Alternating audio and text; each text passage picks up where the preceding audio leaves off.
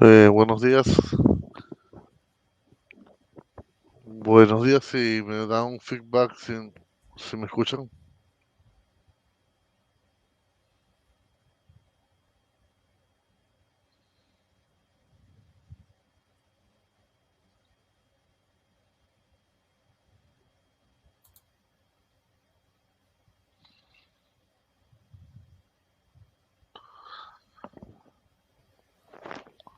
Buenos días, si me escuchan, me pueden dar un feedback y desde donde nos escuchan.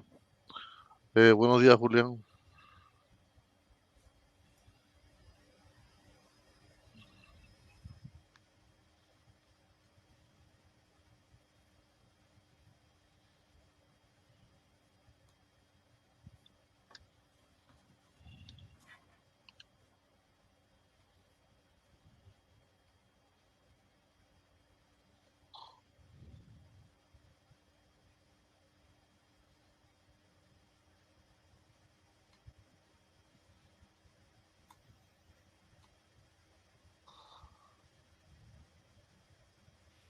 Buenos días, Eduardo, Giovanni,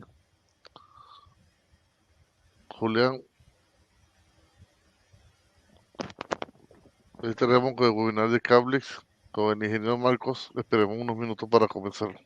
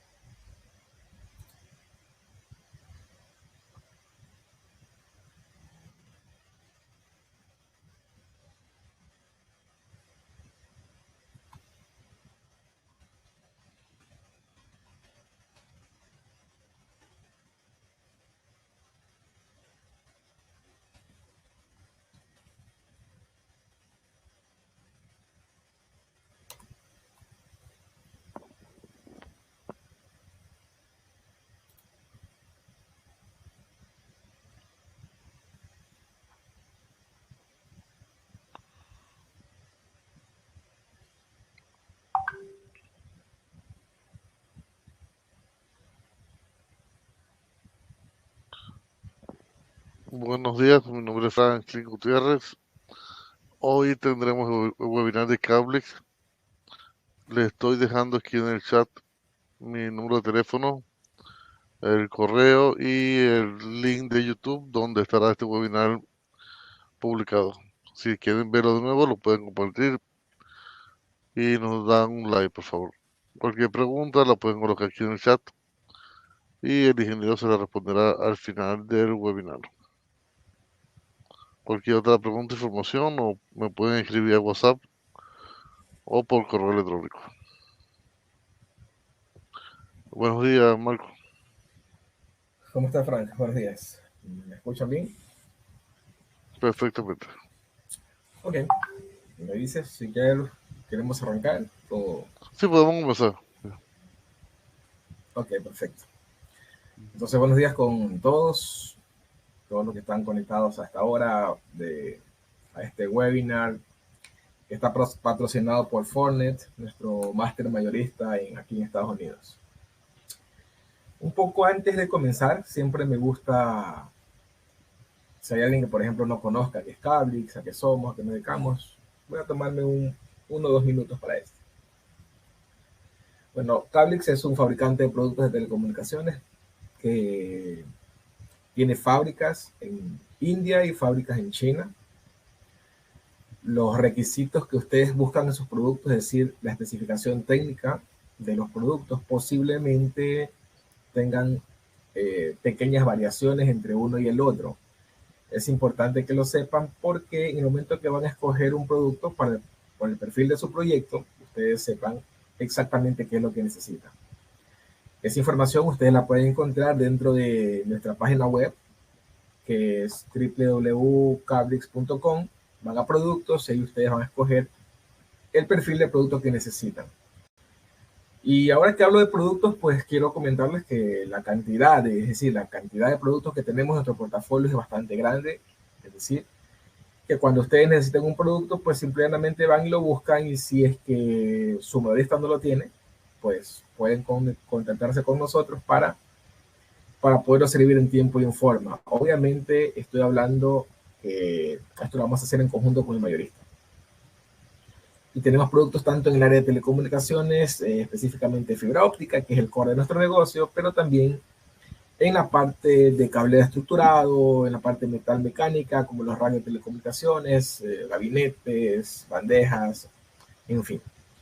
Tenemos presencia en varios países de Sudamérica, un poco más de 15 países, en los cuales tenemos mayoristas que nos representan, ¿no? Eso quería comunicarles. Si quieren saber un poco más de nosotros, pueden buscarlo dentro de las redes sociales o dentro de nuestra página web.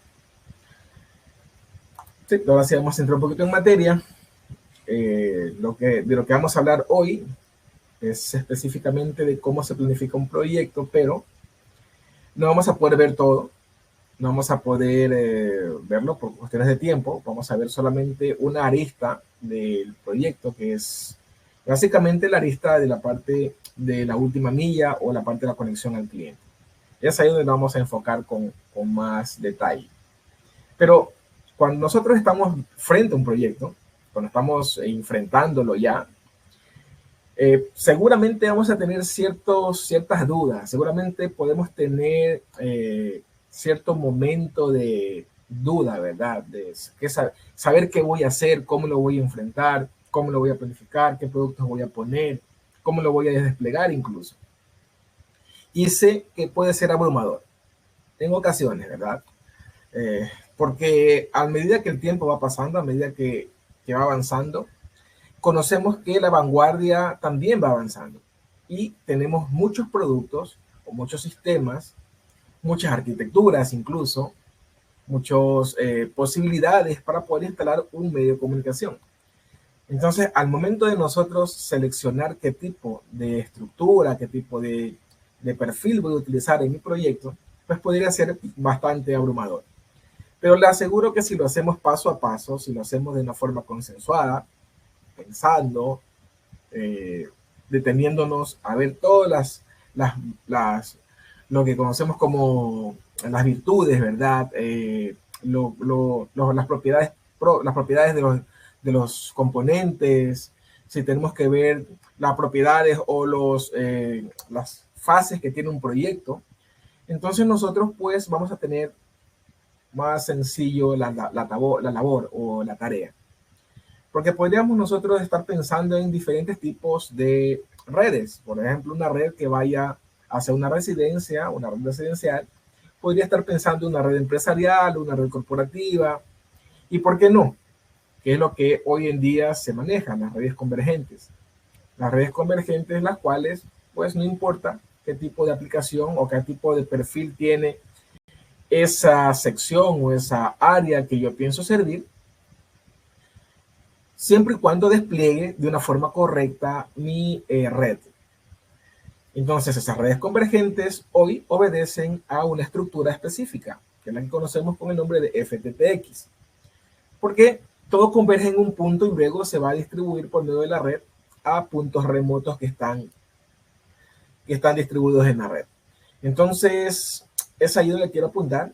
Quiero apuntar a que las redes a las cuales nosotros nos debamos al momento de hacer una instalación o al momento de planificar una instalación propiamente, sea una red convergente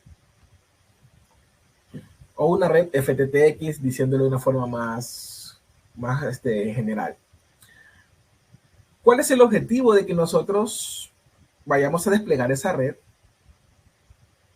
En ocasiones, nosotros dibujamos ciertos o disfrazamos el motivo principal. Disfrazamos el motivo principal porque, bueno, así somos, así es la humanidad. Y todos conocemos cuál es el verdadero objetivo, el objetivo principal por el cual estamos embarcados en un negocio, estamos embarcados en un proyecto. Pero en el afán de hacer las cosas bien, en el afán de poder proteger incluso ese patrimonio que estamos nosotros invirtiendo, pues tendemos a disfrazar a veces los verdaderos motivos. Y eso es lo que no tenemos que hacer. Lo que realmente nosotros tenemos que pensar en el momento que estamos sentados frente al escritorio, un computador, y estamos nosotros planificando un proyecto, tenemos que tener bien claro cuál es el objetivo. Porque nosotros podríamos pensar que el objetivo sería satisfacer la necesidad o las expectativas de un cliente, o de nuestros clientes, o nuestros futuros clientes. Podríamos pensar tal vez que tendría que ver con la construcción de la red, ¿verdad? ¿Cómo la construyo? Si esa red me va a permitir a mí en una X cantidad de años poder ser todavía funcional, ¿verdad? Podría pensar que eso es lo que tendría que pensar principalmente. Y que la flexibilidad, es decir, lo que tenga que ver con escalabilidad, como poner y aumentar, es decir, agregar posibles más servicios o retirar servicios sin que la infraestructura sea afectada grandemente, sea una posibilidad también, lo cual me lleva a minimizar mis costos de operación y lo que obviamente también tendría que considerar o podría pensar que va a llevarme a tener unos costos de inicio, ¿verdad? Unos CAPEX, unos costos capitales un poco más razonables. Todo eso está bien, pero si lo veo de forma individual, cada uno de estos objetivos apuntan a uno solo. Y es a donde nosotros tenemos que llegar, a ser rentables. Realmente lo que nos interesa es ser rentables. Si tenemos claros nosotros eso, de ahí para allá, todo lo demás que vamos a hacer pensando en que la rentabilidad de ese proyecto es el objetivo principal. Y todo lo demás pues, va a venir añadiéndose al proyecto. Ahora, la situación es esta, ¿verdad? ¿Cómo yo puedo ejecutar una situación para que tenga yo un proyecto adecuado? Miren que la palabra que utilizamos es adecuado porque los proyectos pueden ser distintos, de diferentes perfiles, diferentes formas, de diferentes formatos, incluso con diferentes aplicaciones, sistemas por servir. Sin embargo, la carretera en la cual yo voy a entregar ese servicio, pues básicamente es la misma, o debería ser la misma. No me importa a mí qué tipo de sistema voy a yo instalar o qué tipo de servicio yo voy a entregar, siempre y cuando la carretera, es decir, la infraestructura que yo estoy desplegando, en este caso una red de FTTX, pues esté correctamente instalada, correctamente pensada y planificada para que cumpla con su cometido para 20, 30 años sin problema alguno. Entonces, a nivel de infraestructura, yo debería pensar tener menos cantidad de cable en la planta externa, ¿verdad? Tener menor cantidad de cables representa tener también menor infraestructura, menor cantidad de postes, menor cantidad de ducto, si eso fuese el caso, ¿verdad? Menor cantidad de puertos, por ejemplo, dentro de un equipo activo, dentro de la central, menor cantidad de espacio para esa oficina que yo vaya a rentar para poner esos equipos. Entonces, estoy pensando en función de qué? De la rentabilidad y que esa rentabilidad esté pues apegada al formato o al perfil de mi proyecto. También a nivel de infraestructura, a nivel de instalación o a nivel de despliegue, también es interesante porque si yo tengo menos cables, significa que tengo menos costo inicio, porque tengo menos productos que instalar. Y no solamente eso, sino que también voy a tener menos hora hombre en la calle que pagar. Pero más adelante tengo que hacer mantenimiento de esas redes, es decir, la administración va a ser mucho más manejable cuando tengo una menor cantidad de cables en la calle. Entonces voy a hacer un proyecto que sea el proyecto justo y necesario para ese perfil que tiene esa red en particular. Entonces yo siempre voy a estar pensando específicamente en eso. Y lo último, en este mismo sentido, es estar preparado para el cambio tecnológico. Sabemos bien que la carretera, si es una carretera, estamos diciendo que hemos escogido el producto correcto, el índice de refracción correcto con respecto a la fibra, y todos los componentes están instalados de una forma correcta. Entonces, yo voy a tener una carretera, es decir, voy a tener yo un espacio físico para transmitir la información por ahí, que va a ser compatible con cualquier tipo de estándar que venga después. No voy a preocuparme por si voy a poner GPON o alguna otra tecnología superior que venga en el futuro, incluso que aún no se haya inventado. Aún no se ha inventado esa tecnología, pero yo estoy seguro que cuando esa tecnología aparezca, la carretera que yo estoy construyendo ahora va a funcionar sin problema para poder transportar esa cantidad de información. Entonces, cuando yo he pensado todo eso, entonces estoy en el camino correcto. ¿Por qué? Mi rentabilidad está prácticamente asegurada y el retorno de la inversión también. Ahora, hay cosas que nosotros a veces en la planificación dejamos pasar por alto, es decir, no la ponemos en contexto. Y eso ocurre porque a veces la falta de experiencia. Sin embargo, la experiencia se obtiene, ¿verdad? Paso a paso, vez tras vez. Por ejemplo, la planificación, dentro de la planificación yo debo saber cuáles son los costos que voy a tener que aprovechar en una oportunidad dada y cuáles son los costos que deben diferenciar cierta actividad propia de la instalación o propia de la administración y de la operación de una red. Por ejemplo, ¿no? ¿Qué ocurre si yo hago mi despliegue ahora y en el despliegue de mi troncal no he considerado que va a pasar por un lugar específico, cualquiera este que sea, y en el lugar por donde pasa mi fibra, no sé, tal vez a 2-3 kilómetros de distancia de la central, van a construir algo, construir un edificio, construyen una clínica, construyen, no sé, un hotel, hacen un nuevo conjunto residencial. Y eso, cuando yo me doy cuenta que tengo la oportunidad de tomar esos clientes para mi red, pues no lo puedo hacer simplemente porque no pensé, no lo planifiqué desde el inicio, dejar cierta cantidad de hilos posibles para poder entregar a un servicio que no estaba contemplado dentro de mi presupuesto inicial, que no estaba contemplado dentro de mi proyecto inicial, pero que es una oportunidad que está presente. Y que quiera o no, pues es posible que ocurra eso en el futuro. Eso es parte de la planificación. Y en la planificación, antes del desarrollo de la instalación de la red, yo debo tenerlo contemplado. Ahora, no puedo olvidar lotes vacíos, no puedo olvidar ciertos espacios que podrían ser potenciales hogares que puedan ser clientes míos en un futuro. Eso por un lado. Por el otro lado tenemos los costos diferenciados, que son los costos que me permiten a mí hacer ciertos movimientos, ciertas adiciones, ciertos cambios sin que la infraestructura se vea afectada grandemente, sin tener ciertos cortes, ciertos breaks, ¿verdad? Ventanas de mantenimiento que van a cortar el servicio a mi cliente.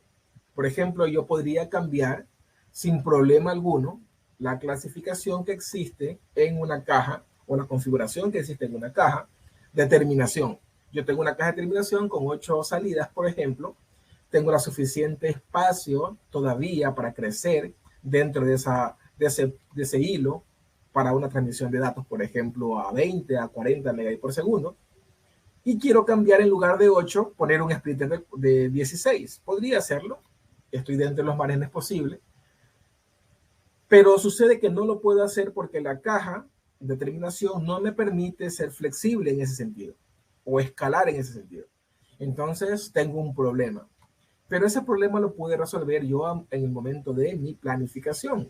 Haber escogido un producto correcto para yo tener esa opción en el futuro y aprovechar ese costo ¿no? Aprovechar esa oportunidad y dar un costo diferenciado para mi proyecto. ¿Ok? Esas son las cosas que a nivel de planificación podemos hacer nosotros. Y eso es en un sentido general. Ahora, el proyecto como tal, creo que ustedes, los que están ahora en esta audiencia, pueden conocer, está basado de 3 etapas. La parte central, la parte de la ODN, que a su vez tiene está subdividida en 2, primer nivel y segundo nivel, y luego tenemos la activación del cliente, o lo que conocemos como la última milla. Ahora, nosotros vamos a concentrarnos solamente en la última milla en estos últimos 20, 25 minutos que nos faltan de charla. Solamente vamos a concentrarnos ahí porque obviamente el tiempo es escaso. Entonces, cuando hablamos nosotros de los proyectos en general, pues para que el retorno de la inversión sea posible, tenemos que escoger, tenemos que planificar, tenemos que seleccionar todos los componentes y todas las aristas necesarias para que un proyecto tenga una longevidad de 20, 30 y 40 años de ser necesario. Para todas estas aristas que he mencionado anteriormente dentro de la planificación, pues tienen que ser sólidas, tienen que ser estables y coherentes. De tal manera que si alguna de estas falla, es como un eslabón de una cadena, y si alguna de estas es débil, pues todo el proyecto puede colapsar. O sea, hay que tener mucho cuidado para que el retorno de la inversión pues sea asegurado dentro de un proyecto. Ahora, dentro de los proyectos, ya saliendo de la aplicación, todos los proyectos tienen que ser, sin duda alguna, instalados, ¿verdad? Por personas. Entonces, cada una de las aristas que nosotros vimos hace un momento, que eran 3, se manejan con diferentes equipos, es decir, personas que trabajan en esos equipos, técnicos que trabajan en esos equipos, y estos técnicos tienen que tener la capacitación necesaria para trabajar en el ambiente que le corresponde trabajar. Y para eso, pues si en tu país, por ejemplo, tienen una norma local, pues utilizarías la norma local. Pero si no hay una norma local, una norma que se mantenga en ese país, precede a la norma internacional, pues utilizaremos la norma internacional de la OSHA, que es la Administración de Salud de Seguridad Ocupacional, que te indica todo lo que tiene que ver con respecto a la seguridad de una persona o de un técnico en un determinado ambiente laboral. O sea, hay que tener claro eso, porque las que están allá afuera, estamos en un ambiente que no es controlado, yo no tengo control de ese ambiente, y cuando estamos en ese ambiente que no es controlado, pues debemos identificarnos de cierta manera para que tengamos protección de nuestras propias vidas, de la vida de nuestros compañeros y también de las personas que están pasando por ahí, de los transeúntes que están en la planta externa, en la calle, que es la vía pública básicamente. Entonces, hay algunos elementos que tienen que tener en consideración, que son específicamente de señalización, que van a identificar que es un personal que está calificado y que tiene la aprobación para estar específicamente en el área acordonada. Lo mismo puede ocurrir con el tema de las escaleras, debemos tener claro cómo funcionan, debemos tener claro cómo la vamos a instalar, cuáles son las normas, la 1x4, por ejemplo, la especificación de la altura, el tipo de escaleras, en fin, ¿verdad? Sabemos que cuando estamos trabajando en planta externa, tenemos nosotros la posibilidad grande de recibir impactos eléctricos. Entonces, las escaleras metálicas tendrían que estar prohibidas. Escaleras de aluminio, por ejemplo. ¿No? Podríamos utilizar tal vez escaleras de madera, aunque son muy pesadas y difíciles de manejar. Una mejor opción serían escaleras de fibra de vidrio. Y de ahí en adelante, pues conocer cuáles son las normas necesarias para poder ascender y descender de una escalera y trabajar, por ejemplo, en ambientes como el que están viendo ustedes ahora en la pantalla. Como digo, esto es imperativo para todas las compañías que tienen personal que trabajan en planta exterior y que no tienen control de lo que ocurre ahí. Sería irresponsable de las compañías que tengan personas trabajando y que no hayan recibido la capacitación necesaria para trabajar en ese ambiente tan complejo. Como les comentaba, trabajar en planta exterior y en postes particularmente es mucho más complejo porque dependiendo del país donde te encuentres, puedes tener líneas de 110, 220, 380 voltios y todavía ser considerado media y baja tensión. Ahora, para que una persona reciba algún problema, algún daño, incluso fatal, con 16 voltios es suficiente. Claro, obviamente la corriente también tiene que ver, pero vamos a hablar en el peor de los casos. Ahora, ¿cuáles son los componentes que infieren en la última parte que nosotros habíamos comentado al principio? Vamos a hablar solamente de lo que conocemos como la última milla. Bueno, es un término un poco antiguo. Realmente en las estructuras FTTX el nombre correcto es la activación del cliente o también la llegada, el drop, también se lo conoce como la acometida en español. Ahora, esa área es la que vamos a hablar nosotros, que depende de una NAP, que es un término un poco propietario, un punto de acceso a la red. De forma general se lo conoce como caja de terminación. Y de esa caja de terminación, pues yo voy a llegar hasta el usuario utilizando ciertos componentes que son exclusivos de esa área. Como por ejemplo, conectores mecánicos, conectores rápidos también se los llama, fibra de acometida o la que también se la denomina como fibra drop. Tenemos cajas de superficie, que son las que se encuentran en el lado del usuario, la parte del suscriptor, píxeles, adaptadores y patch cores. Básicamente son los componentes pasivos que van a estar ahí. Y por la parte activa solamente la ONT o la ONU, que son los equipos que se encuentran del lado del suscriptor. Ahora, vamos a hablar un poco de cada uno de estos componentes de forma rápida, un poco más claro, un poco más conciso, para que ustedes puedan tener la información en tiempo y forma. Ahora, vamos a comenzar primero por el cable. Los cables que se utilizan en esa sección de la red se los conoce con el nombre de cable de acometida.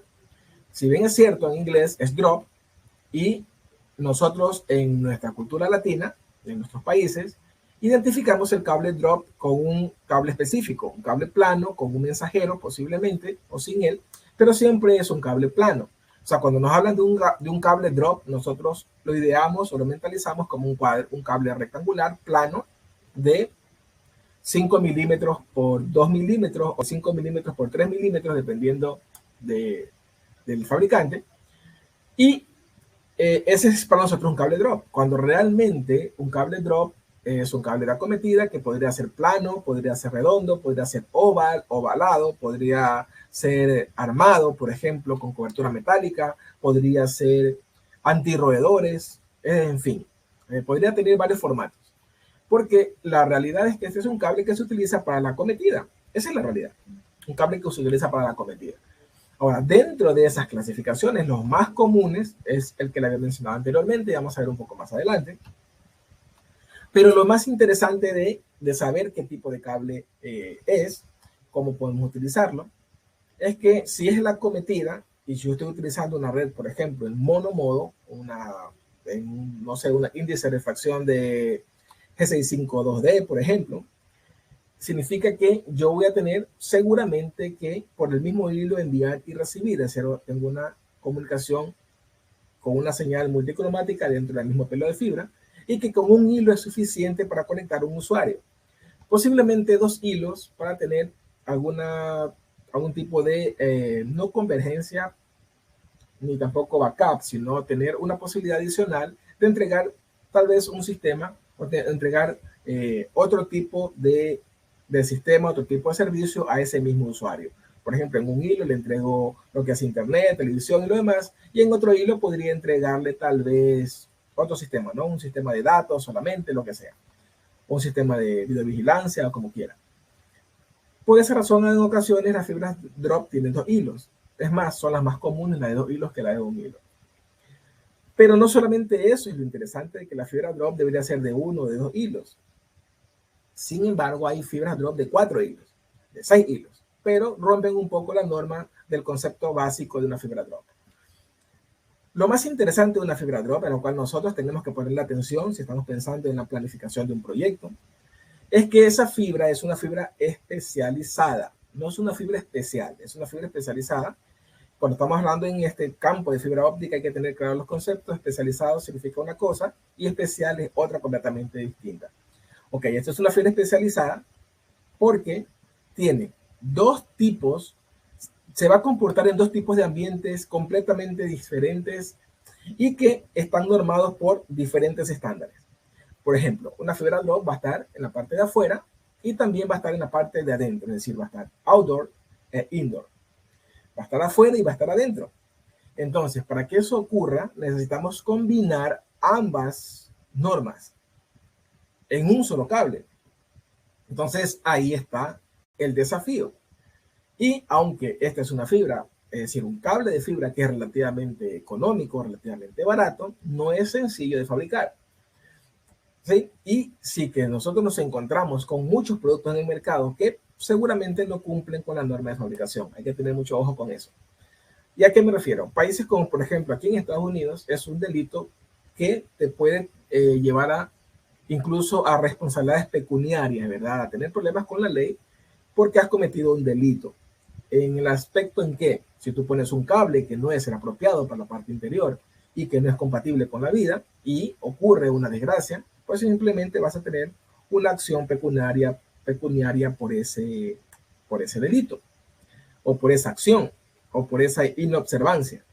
Tal vez en los países nuestros, en Sudamérica, no pase tanto eso, pero les digo que conforme el tiempo va avanzando, estas cosas van a irse ajustando. Ahora, la parte que da afuera tiene que estar protegida contra UV, es decir, contra los rayos ultravioleta o la radiación ultravioleta. Pero la parte que está adentro tiene que ser compatible con la vida.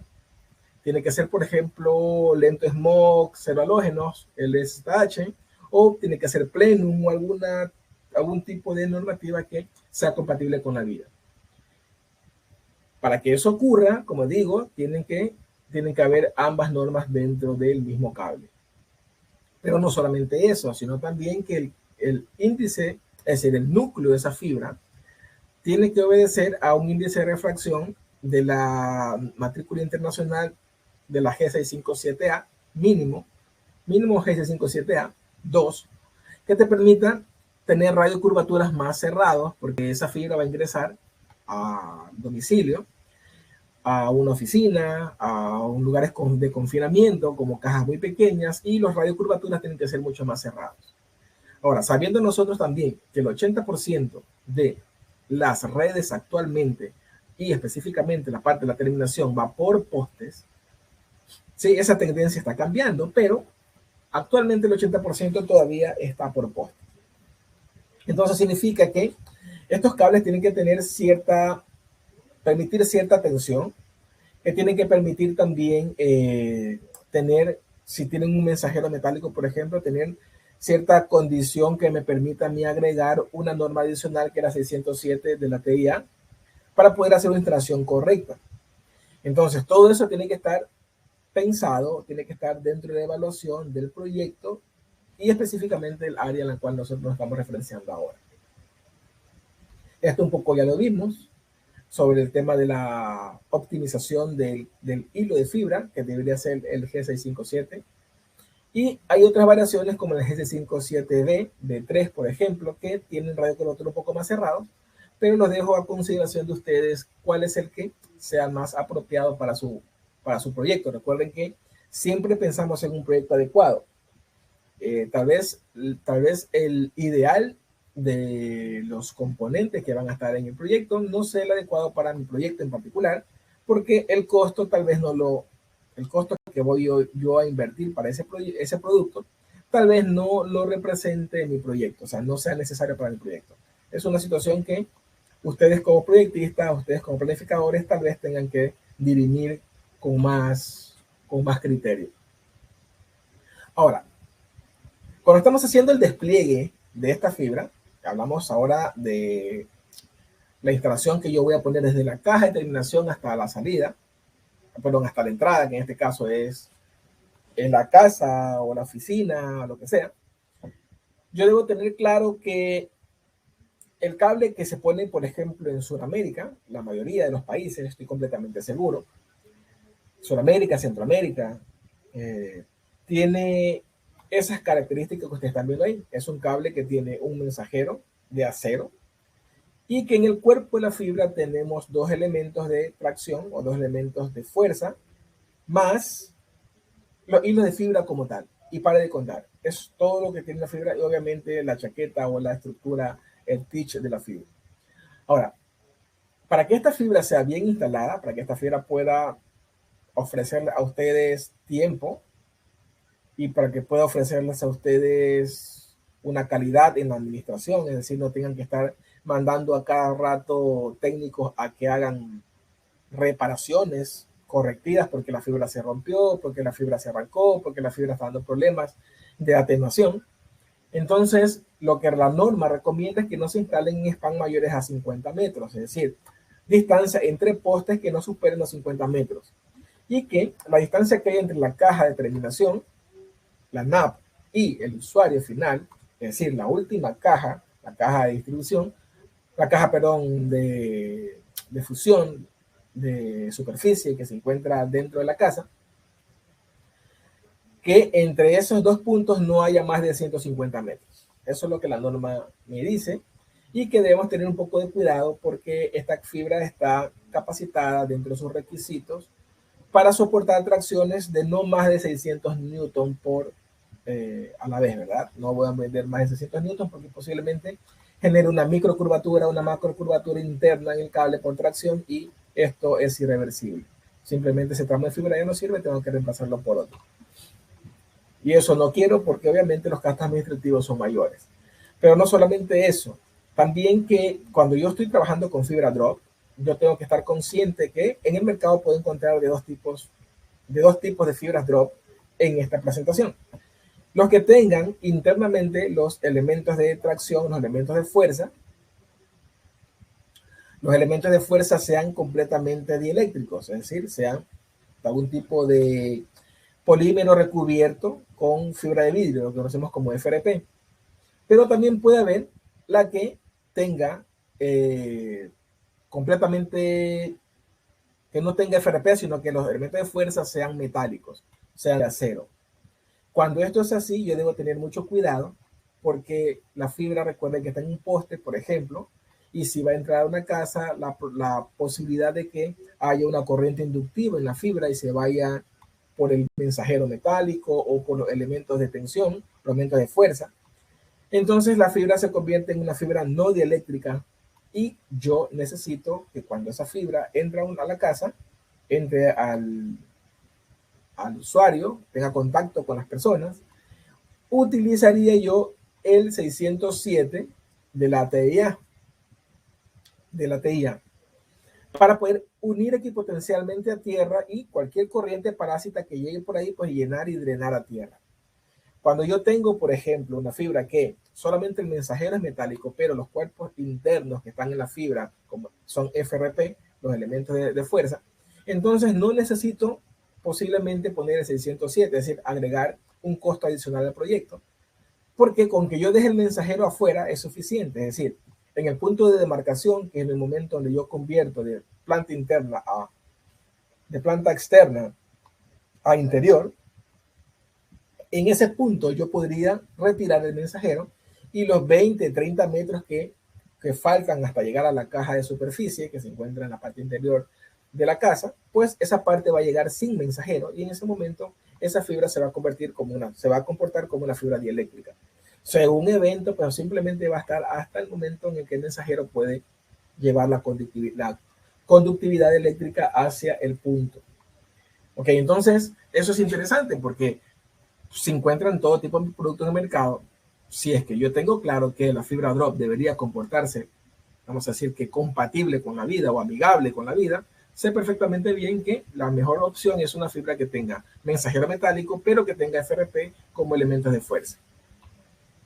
Si quiero evitar el costo de 607. Otra cosa que también es interesante es la forma de amarre, de anclaje, de soporte de estas fibras. Cómo se deben soportar, cómo se deben agarrar, cómo se deben amarrar a los postes. Y usualmente las compañías que hacen este trabajo han migrado de la parte telefónica a la parte de fibra óptica, porque eran los mismos, la misma compañía que antes instalaba los cables multipar, ahora ya no está la cable multipar, sino que está la fibra óptica. Pero lastimosamente no han hecho la capacitación ni han hecho la inducción necesaria para poder manipular este tipo de elementos o componentes. Y a veces utilizan cosas como las que están viendo ustedes en la pantalla. Utilizan elementos que no tienen nada que ver con lo que realmente se debe utilizar en la fibra, con la fibra, o sea, llámese esta fibra drop, o llámese esta fibra de acometida, o llámese estas fibras troncales.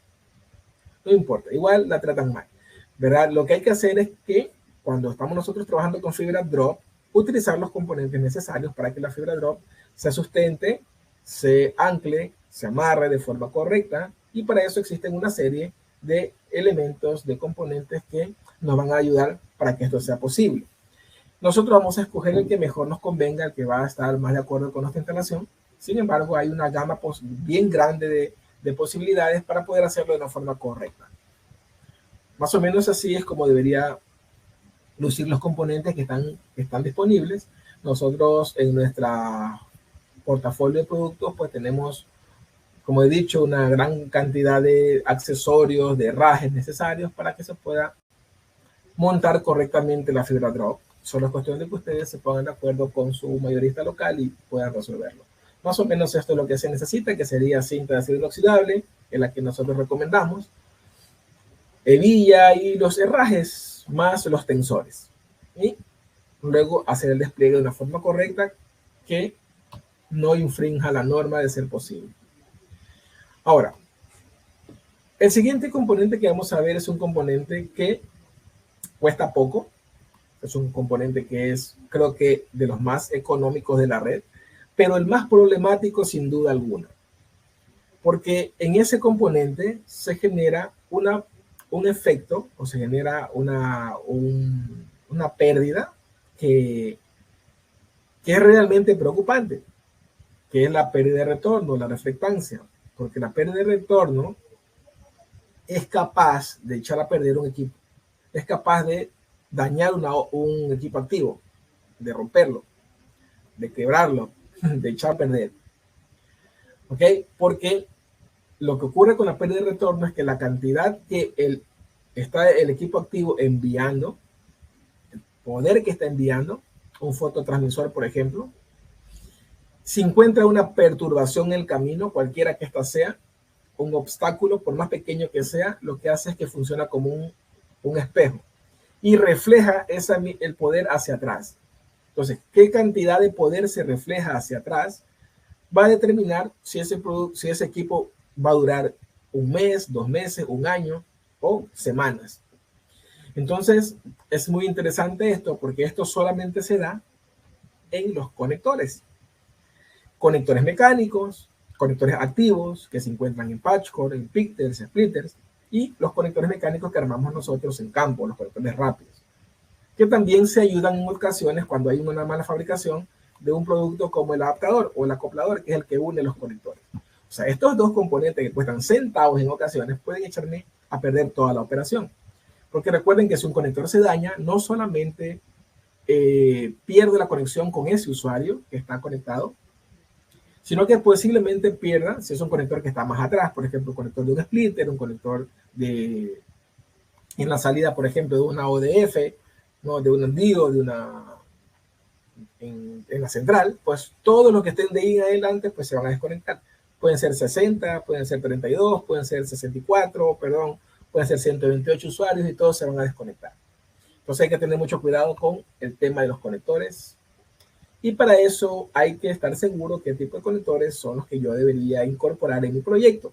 Por lo menos que sea un conector que me permita a mí tener ciertas garantías, que cumpla con ciertas normativas, que cumpla con ciertos requisitos de pérdida, de atenuación y también de cómo se comporta con el medio ambiente. Por ejemplo, un conector que se comporte correctamente con el medio ambiente es un conector que cuando yo después de 5 años vaya a hacer algún tipo de limpieza, de mantenimiento, pues el conector todavía sea funcional. Lo retiro y lo vuelvo a conectar en su lugar. Pero ¿qué sucede? Que cuando un conector no está tratado químicamente como debe estar tratado, es decir, le crecen hongos, por ejemplo, y el hongo va a depreciar la calidad del polímero, del plástico que está fabricado, Y cuando yo voy a retirarlo, porque es un efecto de conexión mecánica, ¿verdad? Pues me quedo con una parte del conector en la mano y el conector ya simplemente se echó a perder porque se rompió, porque se cristalizó o se oxidó con el tiempo. Cosas como esas que parecen que son detalles, son las que dan el éxito o el fracaso de una red. Recuerden que lo que yo quiero o lo que yo necesito evitar todo el tiempo es tener que hacer mantenimientos demasiado rápido o tener que hacer break, o sea, decir, ventanas de mantenimiento que hagan que mi cliente no tenga el servicio en tiempo y en forma. Entonces, muchas de las cosas que ustedes están viendo ahora aquí son de consideración para poder planificar correctamente nuestra red. Lo mismo va a ocurrir con los adaptadores. Si los adaptadores no son los correctos, vamos a tener problemas con las ferrolas de los conectores y esto va a generar partículas de polvo, partículas de agua, por ejemplo, dentro de la unión entre los conectores y por supuesto voy a tener reflectancia y con el tiempo problemas de atenuación o problemas de falla en los equipos. Entonces hay que tener consideración con eso. Y esto es simplemente un tema administrativo para que sepan que la parte administrativa también es interesante. Por eso los conectores tienen colores para que cuando se conecten entre sí, pues podamos nosotros conectar un conector APC contra otro APC y no un APC con un UPC, por ejemplo, porque en la interfaz de la conexión pues no tenía un color definido, como por ejemplo un color negro o un color, no sé, ivory. Significa que esos conectores no están certificados para instalarse en una red monomodo. Están certificados para instalar en una red multimodo, pero no en una red monomodo. Entonces, yo siempre voy a ver el adaptador verde. Se supone que adentro hay un conector verde y voy a poner un conector verde del lado exterior. Es la forma correcta de instalarse para evitar luego problemas de, vamos a decir, que errores en la configuración o errores en la instalación de los componentes. Estas cajas de confinamiento, que es como yo les llamo, dentro de las normas se lo conoce como caja de superficie, faceplate, algunos le llaman roseta, en fin. Es la última parte de la instalación como tal, del componente que se encuentra en la última parte de la instalación, y aquí yo voy a tener internamente que conectar un conector mecánico o un pictel. Si hago fusión pictel, si no, hago conectorización, un conector mecánico directamente. Lo que sí es seguro es que aquí dentro yo tengo que dejar una reserva, es decir, voy a tener que dejar una holgura, y esa holgura pues debe cumplir con los radios de curvatura necesarios. Si es una fibra G652, por ejemplo, en lugar de G657, lo más seguro es que yo voy a tener una difracción de la luz. Y por el radio de curvatura, que es en un espacio tan pequeño, pues voy a tener problemas de atenuación al final del día. Y lo mismo pues es para los patch core, lo mismo para los pictels y los splitters que yo voy a utilizar.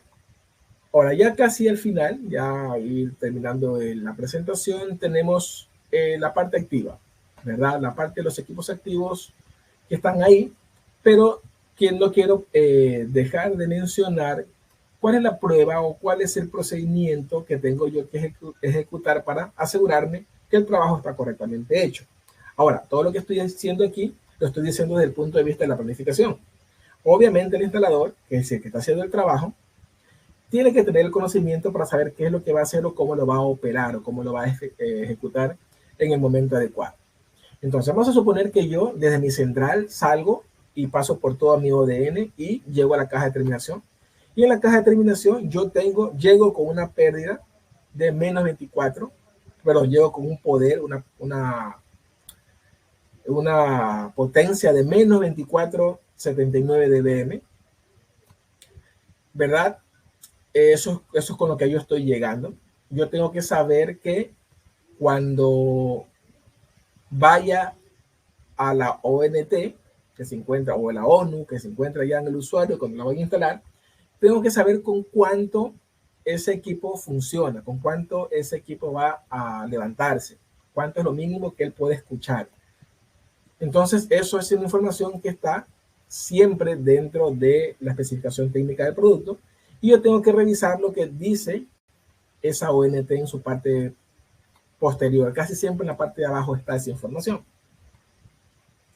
Entonces, si yo ya tengo claro que, por ejemplo, es B+ y va a escuchar a menos 27, ¿verdad? Y yo tenía menos 24 antes, Entonces sé que todavía le falta una cantidad para llegar a lo máximo que le puede escuchar. ¿Sí? Aún le falta una cantidad.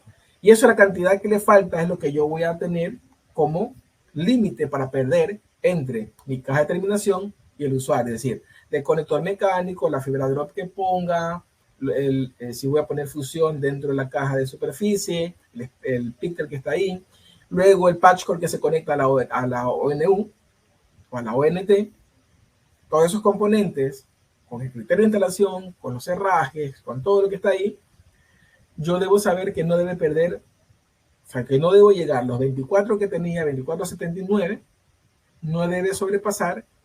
Si, por ejemplo, voy a escoger que la ONT sea menos 27 como máximo, no debe superar los 27 dB, menos 27 dB de pérdida. Entonces, si yo hago ese cálculo, por ejemplo, yo sé que lo máximo que yo puedo perder serían 2.21 dB.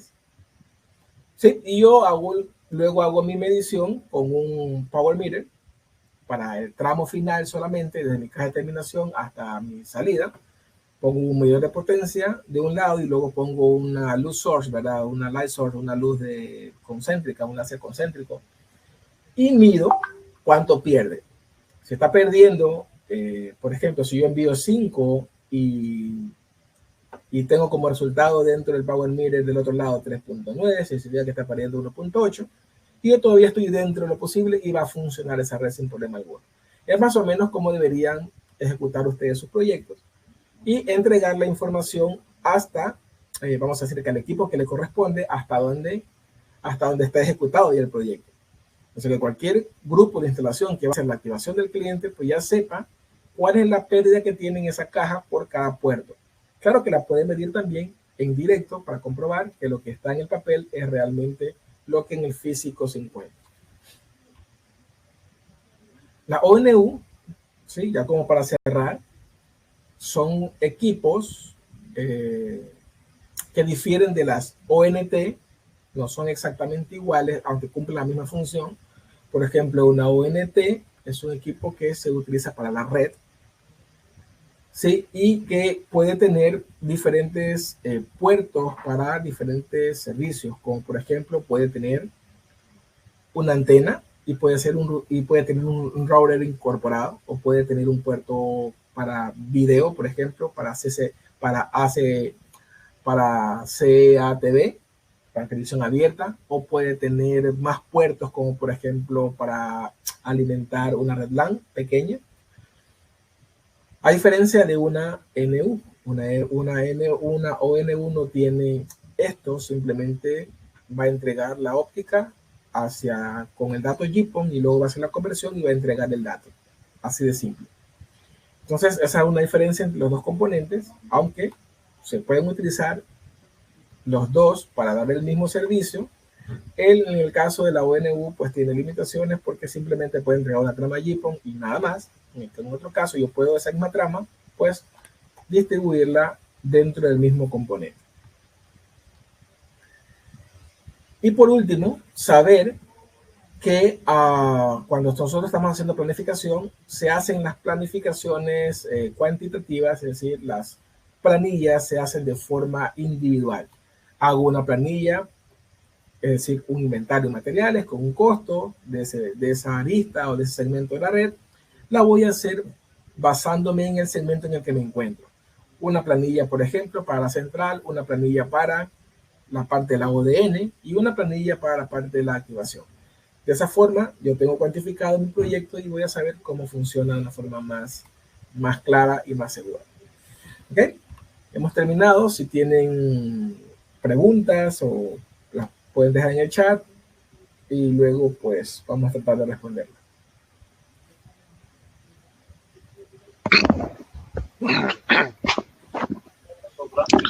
No tenemos pregunta por ahora. No tenemos pregunta ahora.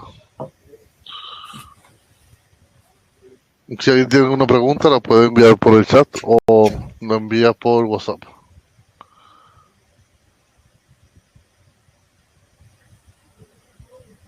Bueno, no tenemos por ahora. Muchas gracias a todos. La semana que viene tendremos otro webinar de otro de nuestras marcas. Estén atentos a las comunicaciones. Muchas gracias Marco. Muchas gracias a todos. Hasta luego. Hasta luego.